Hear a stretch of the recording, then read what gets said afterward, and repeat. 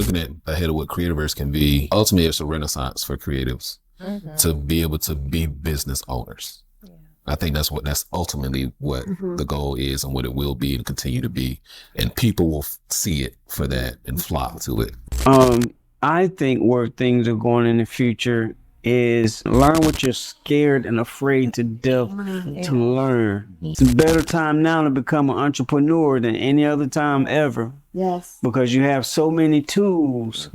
If we don't let ourselves get in the way, failure exists in what we think is going to happen. And if we just depend and work on what we can do right now, then that future is going to take care of itself. That was our second year. Yes. First year we did bring Chris Doe in to pretty much talk about the creative side of what I wanted to do, right? The vision that I had. The second year, you always learn your lessons from your first one. So what I found out in my first event was that we had a lot of creativity, but not a lot of business acumen. That's one thing that really needed to be brought in front of the creative community. I'm excited to see where Mr. Elton has evolved this. This is his sophomore event production.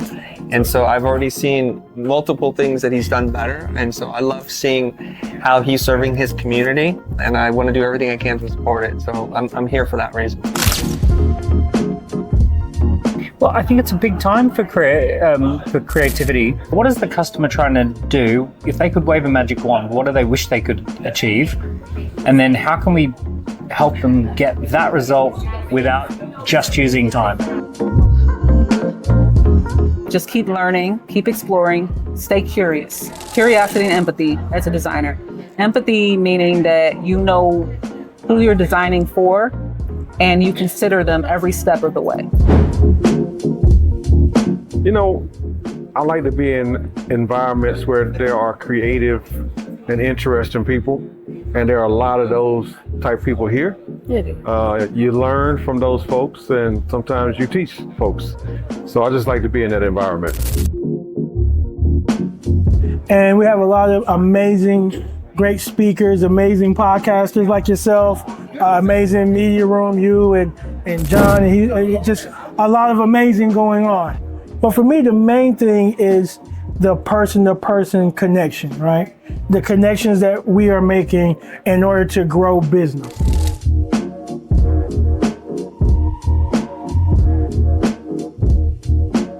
Last year was amazing. Yes.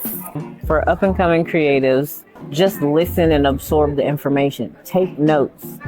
When it's time to meet and greet, do the meeting and greeting, but when it's time to learn, be like a sponge. We all know things, right? But if we're too busy talking or focusing on what we do know, then we miss the golden nuggets on things that we don't know, things that may make our lives easier, right? You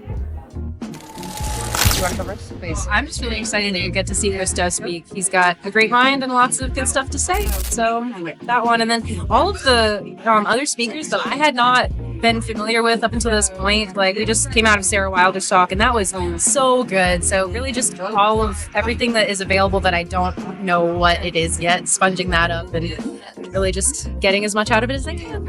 I am sponsored, right, by one of the speakers to come here as a high school student and just look around, listen to the conferences, and generally just learn and gain experience and more skills, right? It's sort of an attempt to reach out and, I guess, educate the youth. And I'm glad to be a part of it. I want to jump in front of college, jump in front of high school. If you start when everybody else start, then you're competing with everybody. But if you start before, then you can jump ahead and get the experience that you need. Me talking to Chris Doe, a person like me talking to Daniel Priestley over in the UK that has 20 profitable business. That isn't real to somebody who grew up like me. But by me doing it, they can see that, hey, I can achieve that too.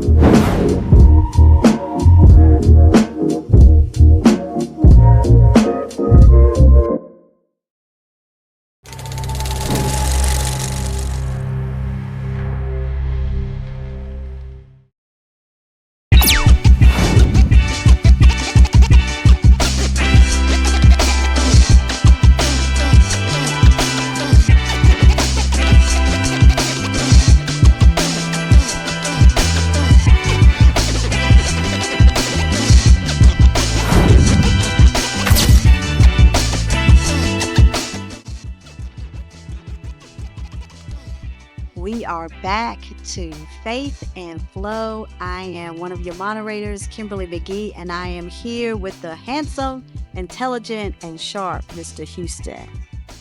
All I can do is smile. Just go ahead on. Go ahead on. Got me smile. Okay. So we're going to start as, to quote Queen Latifah, ooh, ladies first, ladies first. So we're going to start with Fatima. First, let's talk about collaboration and relationships, because we know in creativity and creative, that is always a key to success. So give us the breakdown. Give us the tea. How do you know the Benjamin? How do you all know each other? Yeah, so wow, it's been at least 10 years. We just discussed this earlier. So I admin a group on Facebook that is a collective of a bunch of graphic designers, visual artists, and that is where I met Elton. And among a ton of other fantastic creatives, a lot of whom work in the faith-based sector in terms of design. So yeah, Now, with No, I was just gonna ask that. Is this a closed group? it is. Okay. Yes. Okay. Indeed. Gotta be born in. Okay. Yeah. Because I was sitting there talking about now. I noticed that she didn't name the group, so I was like, okay. secret society, She's like, so I met Elton. like secret society, We're not gonna we have a secret handshake and Yeah. all of that. I got you. Handshake. Just move on. Move on. Yeah, it's a secret society. I think it is, Houston. Okay. And with the relationship that you all have together, how beneficial has it been for you? I know it has been for Elton because he has shared that, and we've seen it because he's brought you into Creativeverse. So, what I've learned about Elton is that he has a key eye for talent, and don't you agree with that? Yeah, definitely. Yeah. Definitely. Think he has I really feel like you do have a key eye for talent, but I think he also has a real a love for loyalty and relationships that's really important to you. So how has that benefited you, Fatima, in the way you develop and create? Yeah. Well, first, I'm here. um, Elton knows that tend to play the background. I really appreciate mentoring designers, in the background, in the inbox, and on a phone call.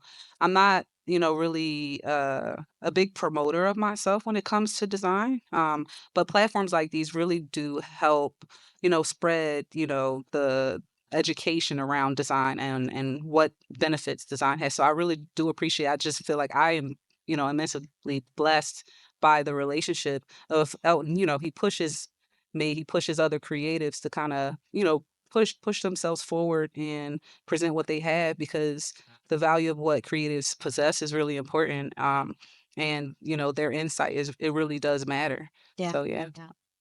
And I want to this is really for the creators who are we're going to just kind of pivot to them. to the pastors to kind of tag along this question.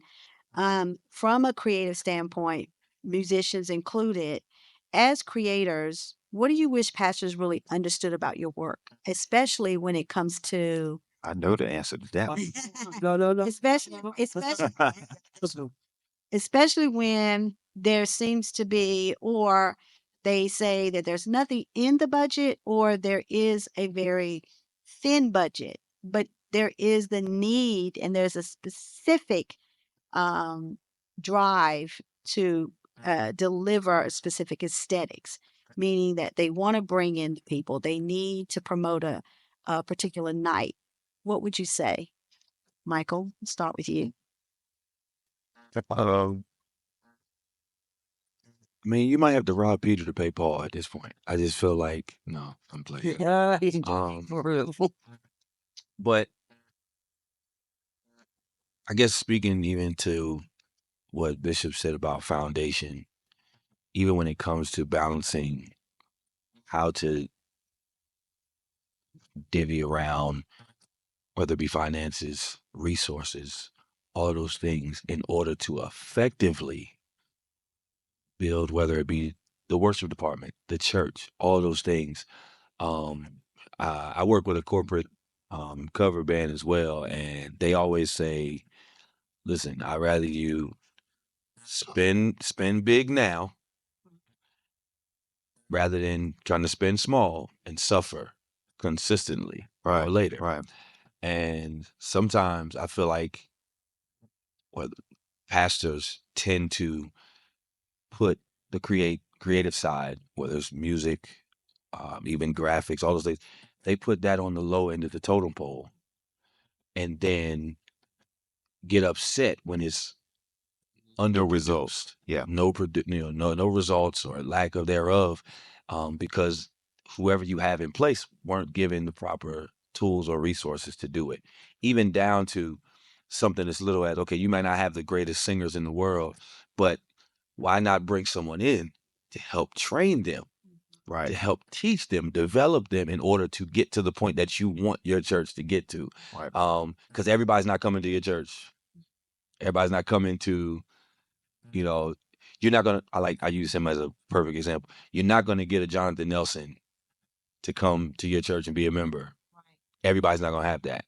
So why not be able to have the proper resources to bring someone like him or him to come in to help undergird those and teach and develop and things like that? And I think from a financial standpoint, we have to have proper investment and be intentional about investment rather than feel like you just got to pay off stuff. Paying off something and investing are two different things. That's sowing seed. Yeah. And so I'm sorry, please. I want you to I will alley oop in the head. I mean, yeah, speaking on the investment piece, I think that one thing, and we talked about the pandemic earlier, is that it kind of forced the hand of the investment that creatives and musicians, all of those people who work in the church have been begging for this kind of investment. And once the pandemic happened, I feel like a lot of churches and a lot of leadership, they just had no choice, but to okay, well, we gotta get new mics, we gotta get a new sound system, we gotta get the stream service, and our graphic designers during the pandemic were the ones that were working overtime. When people were like off work and Right. sitting at home, True. the True. graphic designers were the ones that carried, and that is like, yeah, to have the hand being forced on investment as a result of the pandemic, it's something, it's unfortunate, but also, fortunate for people who or leadership who was able to see the value of what, creatives bring to the table. And speaking more, they use the word I was thinking, oh wow, invest. Yeah. Invest. And it's important that we keep you gotta make a decision where it's major over minor. Now, are you going? If this thing was major to you, when I meet with my pastors and we talk about retainers and all that stuff, what's major to you? Well, people coming in the seats, keeping church thriving, getting souls saved. If that's major to you, then why would you invest minor? Yeah. Right? Right. Invest like you're investing in something, right? Because that major that you invest into your creative department, i.e., like Bishop Ellis has done 5-7 years ago, even when you see this place on TV now, you're like, they must have got a new building. Because Right. people Yeah. ask that. And that's just because he invests Right. majorly, right? Right. And I met with a pastor client about 6 years ago, and he said, well, I don't need all of this. I don't need all of this to people gonna come to my church anyway. I said, well, why? He said, because I have a good word. I said, well, I said, do you know what disciples were? He said, yeah, but what does that have to do with me? I said, 12 disciples went out and told the whole world, large amount of people about Jesus. And then they start spreading, and then they start spreading. You're going to need somebody to spread your word. I don't care if you got the greatest band. I don't care what you Right. got, because if Right. there's nobody there to support the band ain't the same band as last year. Right. And last year, because now you used to have disciples on the band members. Now you have people that's doing gigs, and they don't have the same commitment, whether good or bad, for your situation or your mission. Hey, you're going to have to do something to keep those people in there. I'm glad you said use the term word, because I hear that. I've heard that a lot with a lot of pastors, and I don't disagree on if they have a good word, especially if I know they can preach. Um, but I also push back on that line or that term or that mentality because the whole experience should be about worship, not the word. Now, that might rub some people the wrong way at first when they hear it initially. But the catch is the preached word is a form of worship. When people pull into your parking lot, that's the first sermon they hear before they hear the preaching. So those things are all a form of worship. The singing is a form of worship. Prayer is a form of worship. So worship should be more important than the word. That's what I mean by that. Before I dropped, would you finish this? Before I drop this, I met a minister in the Midwest, and he ministers to truckers. That's his ministry. And he understands that the trucking industry, they're not going to come in his building. But he keeps the doors open because he knows they will come in his building when they're coming through his town. So he's an amazing, amazing pastor. But when the pandemic hit, his church he was still, why? Because he was doing digital services before anybody was doing digital services. So he was turnkey. It didn't bother him. He was like, okay. Matter of fact, what happened was when the pandemic happened, he had other pastors in his area scrounging to get a hold of him because they needed equipment. They didn't know what soundboard to get. They didn't know what mics to get. They were doing like recording where they thought it was coming through the camera, but it wasn't, and people were like, we could hear echo. And so he had invested in those things. His praise team had been used to 4 or 5 people, 4 or 5 truckers, whomever in their congregation. Good. They were used to that, but they were praising because they knew their audience. They understood who their audience was. They still was get support from the truckers. Absolutely. Right. But that's his ministry. Right. That last piece of that question you had was about funds. Right. Right.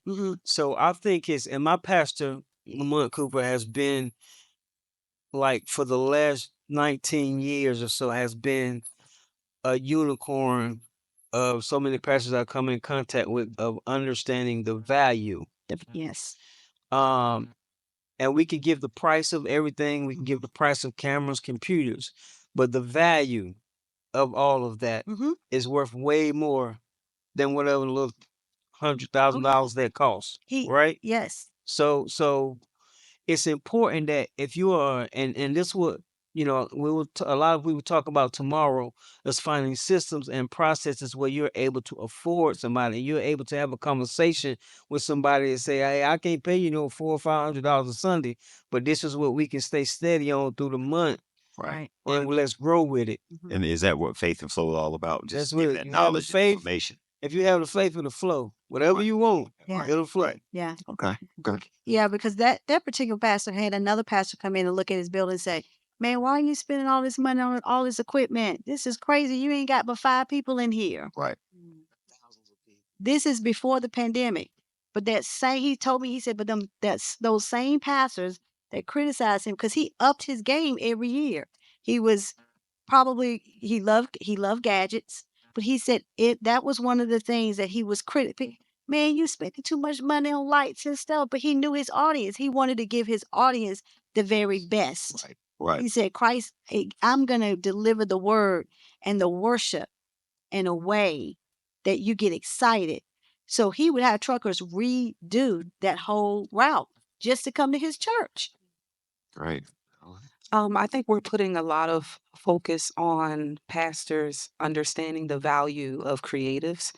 And I wanted to balance out the conversation a little bit and speak to creatives, knowing their own value and being able to educate people on their value.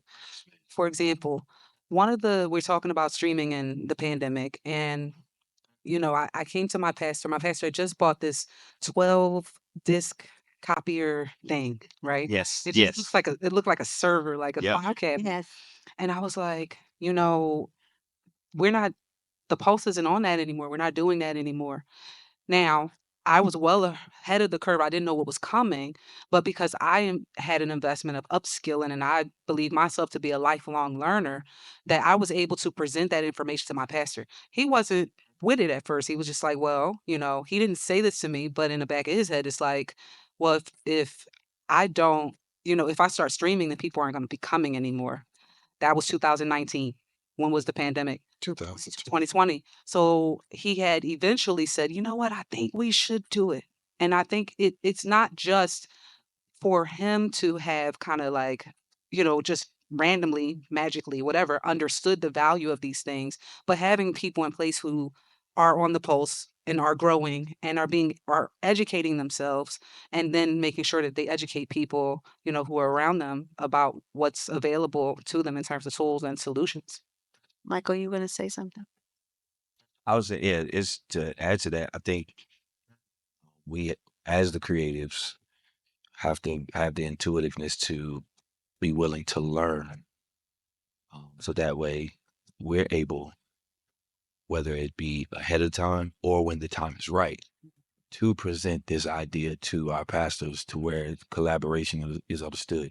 Because then transparently, there are some pastors that have members or people that work in space that they have no knowledge of what they're doing. But because they're faithful, we need to put them in place to do such and such. Right. And that does a disservice beyond just disservice to the church. It does a disservice to that person, to whoever they're putting in position. Yeah, you putting a deacon behind the soundboard and has never touched a slider a day in their life. And then when it's time to stream, then when it's time for us to do streaming, especially during the pandemic, whether they're using an iRig or using a hard drive, whatever those things they're using, they don't know what they're doing. So now the sound is not all the way together. And between the sound not being together on the stream, but the sound ain't right in the sanctuary either, things like that. So it's all these different components to where the creators have to also take the intuitiveness, like, hey, taking some of the things that we've learned even outside of the religious space, learning those things and implementing them elsewhere. May I be transparent? Yeah. Yes. That pastor y'all was speaking about in 2018. I can tell you that I was grateful for what was coming in the door, but I had no idea that there was a difference between being affected and being infected. And I was affecting the people that were coming in, but I was also infecting the people who were coming in. I was not teaching them that we could go and do more by using the evangelism tools. And then they came to me and they told me about Bookface. Don't y'all laugh at me. And as I began to use it, I began to see that there were other opportunities. As we began to add the camera, change the soundboard, I learned that sometimes God will leave you in a place of analog, but he wants you in a place of digital. And in doing that, I began to learn the need for not only sound checks, but checking the sound by going home and watching the service that just happened. I didn't want to hear my own voice, so I didn't want to hear how the sound was coming. And in doing that, we found out what we needed. We called on creatives. We called on church members. We called on people that we had to pay, God bless you, and get things right. And then one of those creatives walked into the church and said, no matter that you're doing intimate worship, you have what you need to go out into the mainstream. And one of the things I learned from a prominent pastor during the COVID season is that this was the first time, Bishop, that we were all on the same playing field. That's good. That's good. That's good. Well, and the fact that you have a helpmate that's a creative, boy, what a blessing did you get. I've learned so much. He has shown me so many different things. When you were speaking about where to place certain things, it reminded me of, if I could use, for example, the difference between Marshalls and Home Goods. There are nice things in both places, but Home Goods has been set up to bring it to the next level, Right. where Marshalls is set up to make sure that you have something in place. Yeah. When you're dealing with the creative, you can't just have it in place. It has to have placement. I appreciate what you just said because I think there's going to be other ministers that watch this Mm-hmm. and probably look at themselves and go, yeah, that's me. You know, and I've dealt with that being from a small town, that when I go back and visit some of the churches that I grew up in, and I still see them doing the exact same thing. And I'm like, even through the pandemic, they still missing it. And with technology, if you don't have the money to really grow it, you can use your phone, but figure out how to get the sound sounding better to grow it from there. And YouTube University, all those are creatives. You know, so when you get enough money from just using your cell phone or a small camera, and then you put a little basket to the side and let people know, hey, this is our church fund, but this is for our media foundation to grow our media, so you can get in contact with people like Elton and other people. And I think churches like you that are using media need to help some of these other pastors understand how to start small, and then how to get in contact with people like us to help them step them through one step at a time and take advantage of what we're doing here. And you're never going to have it all together. Never. You're never going to No. have it all together. All three of this end here knows that this is what we do. All this chaos that's over here, what we do is we take all this chaos that's given to us by the ministry, all this stuff, and we follow it through here. And when we follow through here, it comes out as pretty and it's nice. Yeah. And they don't know that we've had 15 conversations with the pastor, and the pastor has changed it 10 times. 15 And is he nice. changed it right there that last time, right? So to somebody who watching this, a small church watching this, and they think they got to have it all, even to a big church, and they're having to put media in because it's a scary thing. It is. It's a scary, and we've done it for the same way for so long. That's why we got knocked off so hard when we didn't see people in the church, and we figured it was going to fall all apart. But God has changed things along the years, along the decades, along generations. What churches just done different. We just in a different way of doing it, and we can't. You said something about swelling. We had all the churches before the pandemic swell up. That don't mean it was healthy. It could have been an infection. When you got an infection, it swells up. But when you get that infection out, it levels out. And so now we have leveled out the people that ain't really wanting to be there. The people that want to be there now you got a healthy church. Yeah. As a pastor, over the few years, I found out that routine ruins relevance. That's good. And what's amazing about what's happening now is you have to not just want it, but desire it. Yeah. And it has to be a mission to continue to find out how you can be better in the work that needs to be done. Pastor, you done said about 5 T-shirts tonight now. You done gave us some phrases. Yeah. Some excellent phrases. And I think we've talked about like the misconceptions between pastor working with creatives and having that conversation. So let's talk about projects.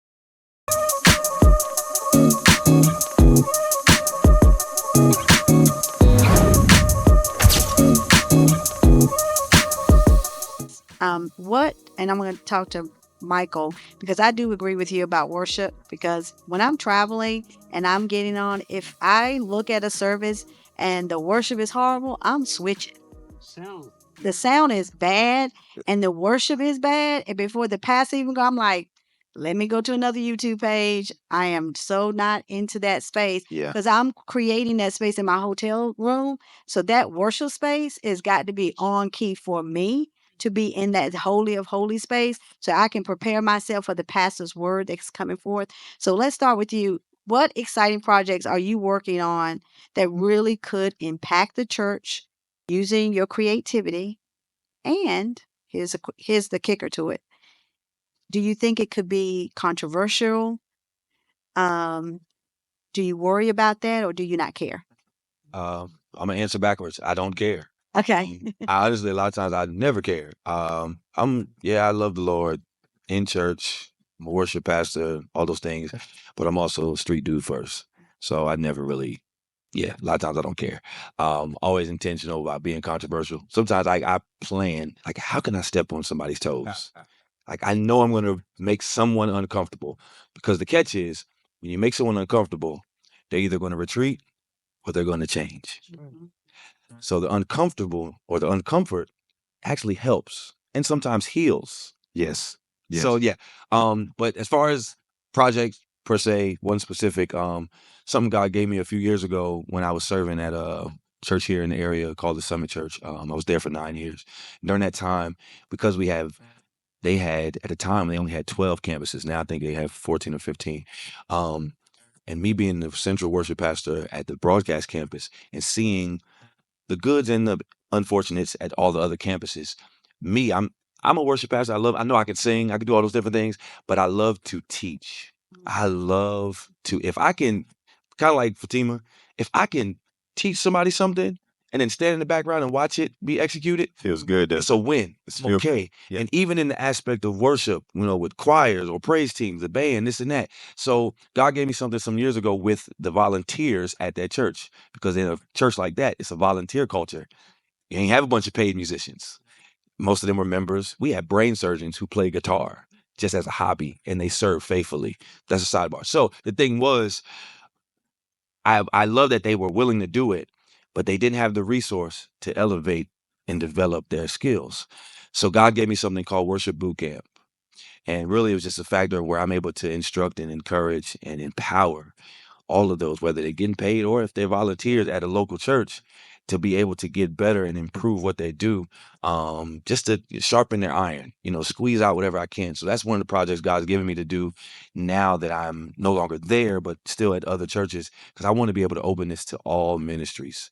Whether I come to their church or if I have a central spot where multiple churches can come, or their worship departments, pastors can invest in their worship department at an affordable, cost, and say, hey, I want you to take this. I want my whole worship team, band included, to go to this boot camp to learn things. It won't be just about singing. It won't be just about playing. It'll be learning about the scriptural part of it too. Was it 1 Corinthians 14, 15, whatever? I will sing with the spirit, but I also sing with understanding. And a lot of times we don't give them the understanding. We just give them the sing in the spirit.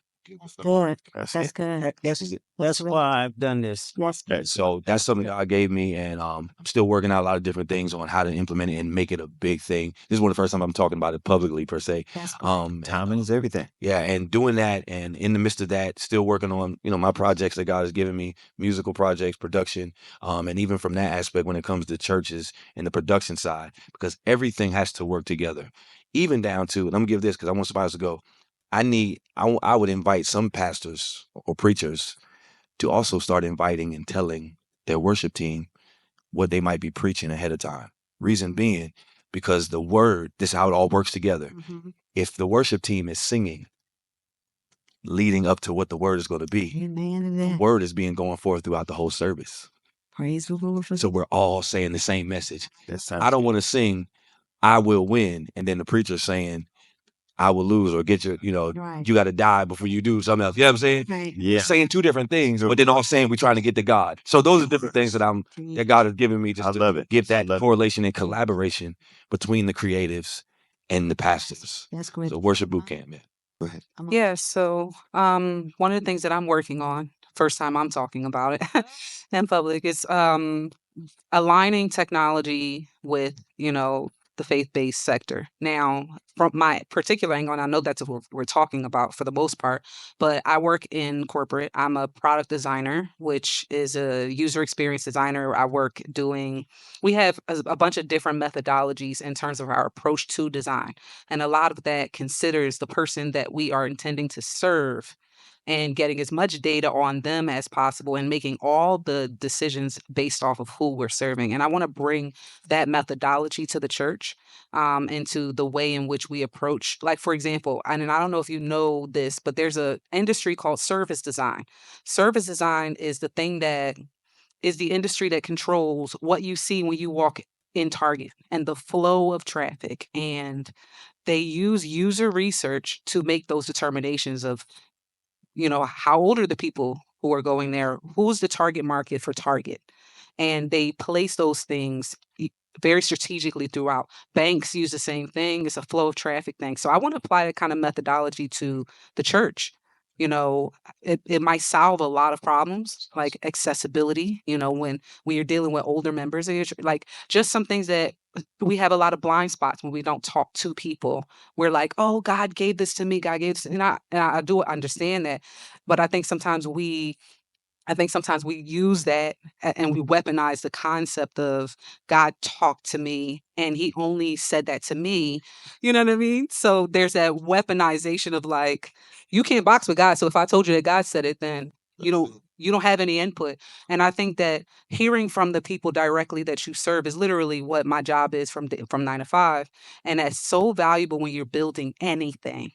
So I want to bring alignment to those corporate practices to the faith-based sector. Love it. That's fantastic. Love it.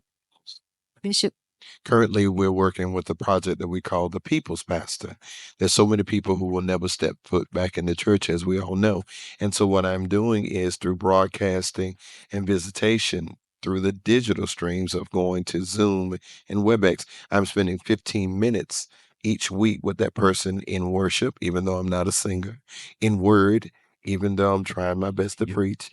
I sound like you hoop, so you can sing. I can go at least sideways if I need to.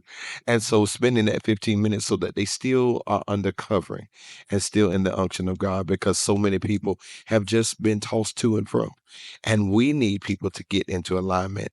And one of the things I'm learning in this season is that when you get in alignment, you'll be in your assignment.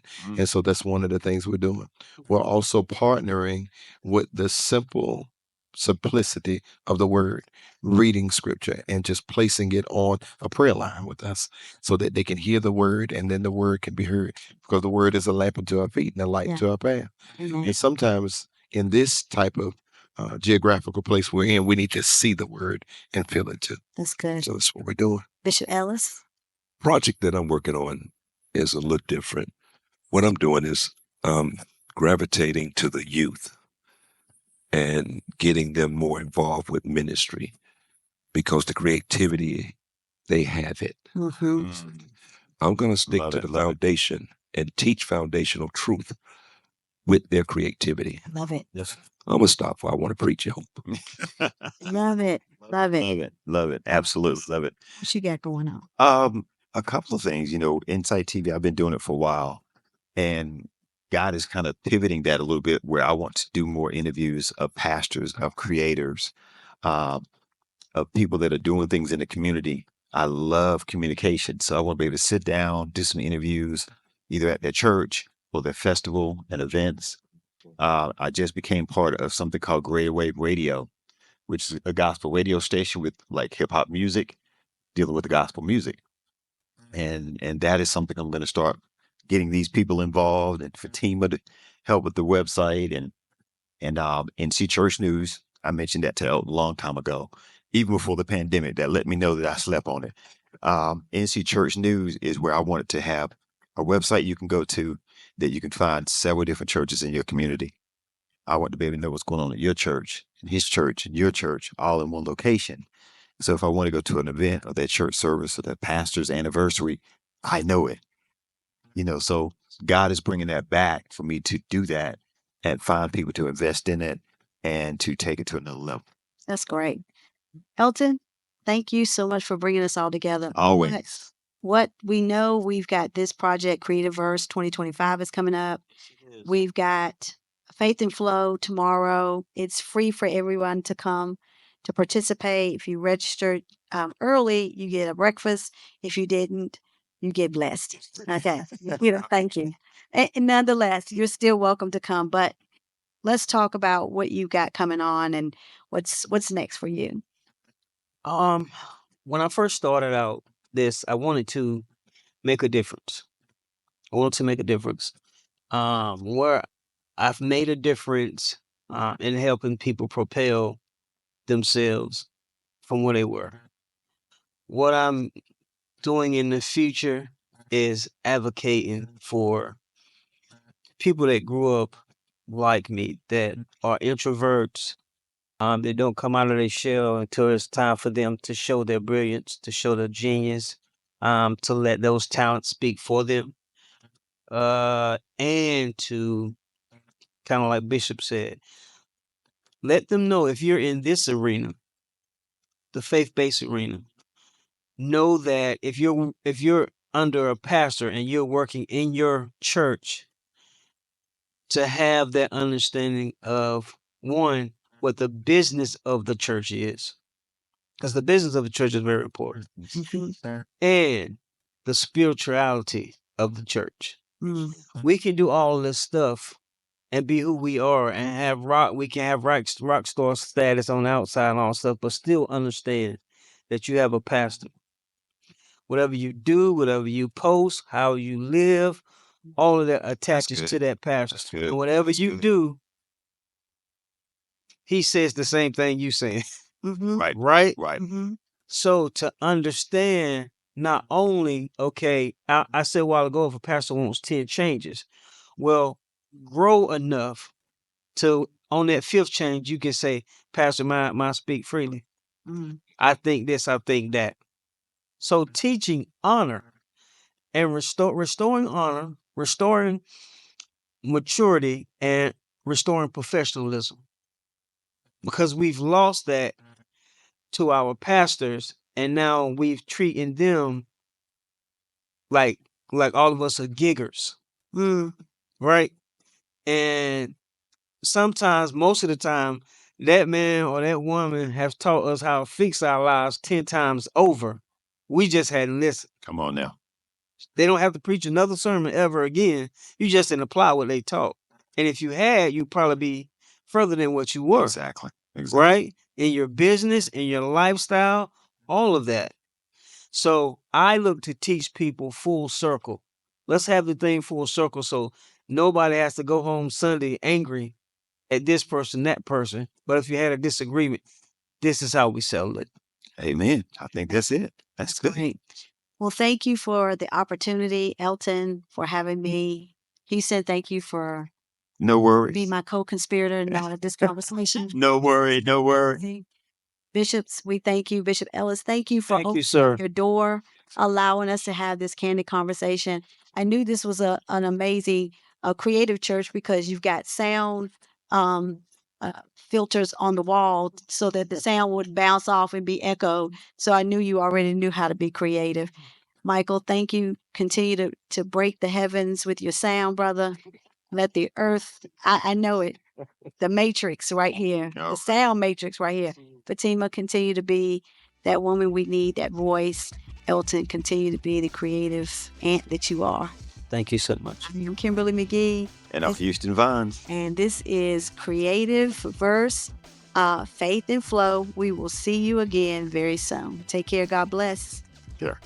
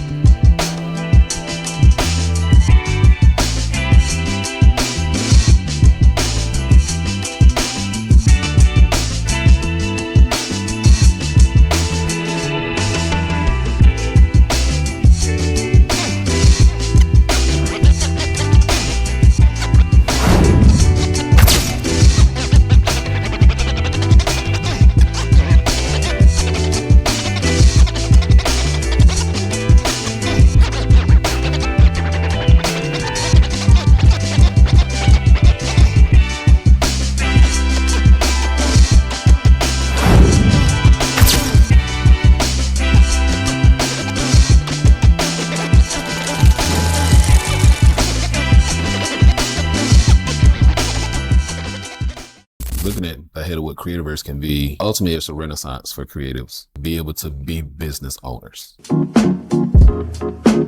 That was our second year. Yes.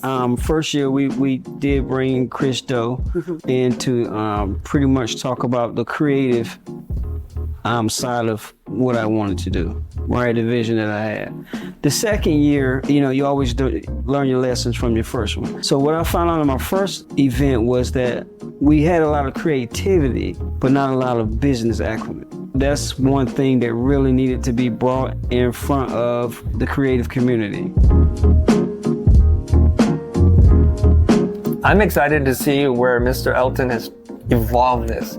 This is his sophomore event production, And so I've already seen multiple things that he's done better. And so I love seeing how he's serving his community, and I want to do everything I can to support it. So I'm here for that reason. Well, I think it's a big time for creativity. What is the customer trying to do? If they could wave a magic wand, what do they wish they could achieve? And then how can we help them get that result without just using time? Just keep learning, keep exploring, stay curious. Curiosity and empathy as a designer. Empathy meaning that you know who you're designing for and you consider them every step of the way. You know, I like to be in environments where there are creative and interesting people, and there are a lot of those type people here. You learn from those folks, and sometimes you teach folks. So I just like to be in that environment.